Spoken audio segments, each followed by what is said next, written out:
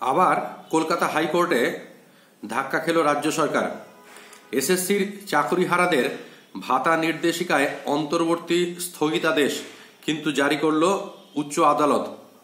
আপনারা সকলেই জানেন যে এসএসসির গ্রুপ সি এবং গ্রুপ ডি কর্মীদের ভাতা সংক্রান্ত একটি নির্দেশিকা কিন্তু পশ্চিমবঙ্গ রাজ্য সরকারের তরফ থেকে ঘোষণা করা হয়েছিল এবং যেখানে বলা হয়েছিল গ্রুপ সি কর্মচারীদের জন্য মাসিক 25,000 টাকা এবং গ্রুপ ডি কর্মচারীদের জন্য মাসিক 20,000 টাকা করে ভাতা দেবে পশ্চিমবঙ্গ সরকার।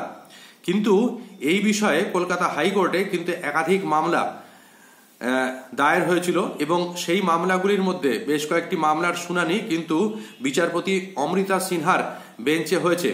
এর আগে 13 তারিখে এই বিচার কার্য শুনানি পর্ব সম্পূর্ণ শেষ হয়েছিল, কিন্তু বিচারপতি কিন্তু সেই দিন কোনো রকম রায় দান করেননি। তিনি এই বিষয়টিকে ক্যাব হিসাবে রাখা হয়েছিলেন। এর আগের যে 13 তারিখের ভিডিও সেখানে আমি বলেছিলাম যে বিষয়টিকে ক্যাব হিসাবে রাখা হয়েছে। ক্যাব কথার মানে হলো কুরিয়ার অ্যাডভাইসারি ভল্ট, এবং এক্ষেত্রে অর্থাৎ কিনা রায়দানটি স্থগিত হিসাবে রাখা হয়েছিল। কিন্তু আজকে অর্থাৎ শুক্রবার 20শে জুন এই মামলাটির কিন্তু রায়দান কার্য সমাপ্ত হয়েছে। বিচারপতি অমৃতা সিনহা যা রায় দিয়েছেন তাতে দেখা যাচ্ছে যে আগামী 26শে সেপ্টেম্বর পর্যন্ত এই ভাতা বিষয়ে কিন্তু অন্তর্বর্তী স্থগিতাদেশ বহাল করেছেন তিনি।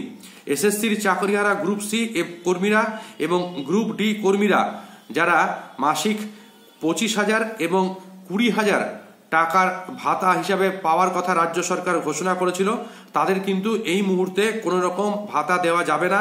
অন্তত আজকের রায়ে বিচারপতি অমৃতা সিনহা কিন্তু সেই বিষয়টি স্পষ্ট করে দিয়েছেন। তিনি জানিয়েছেন যে আগামী 26শে সেপ্টেম্বর পর্যন্ত কিংবা আদালত পরবর্তী নির্দেশ না দেওয়া পর্যন্ত গ্রুপ সি এবং গ্রুপ ডি কর্মীদের কোনো রকম ভাতা রাজ্য সরকার দিতে পারবে না, এবং এ ব্যাপারে রাজ্য সরকার কি পদক্ষেপ নিচ্ছে সেটা তাদের 4 সপ্তাহের মধ্যে হলফনামা হিসেবে জমা করতে হবে। এছাড়া মামলাকারী যারা রয়েছেন তাদেরকেও কিন্তু 15 দিনের মধ্যে হলফনামা দিতে বলেছেন বিচারপতি অমৃতা সিনহা। আপাতত এইটুকুনি আপডেট আপনাদের দেওয়া ছিল, অত্যন্ত গুরুত্বপূর্ণ আপডেট। খবরটা অবশ্যই সবার সাথে শেয়ার করে নেবেন। ভালো থাকুন সকলে, সুস্থ থাকুন।